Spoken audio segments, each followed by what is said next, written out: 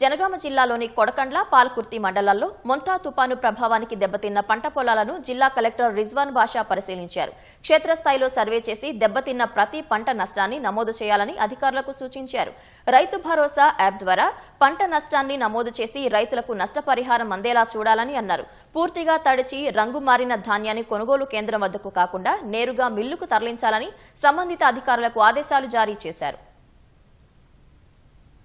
కొడకల్ల మండలం నుంచి ఏనూర్తల విలేజ్ నుంచి నరసింగపురం 2-3 విలేజెస్లో కూడా పంట నష్టం అనేది ఎలా అయింది.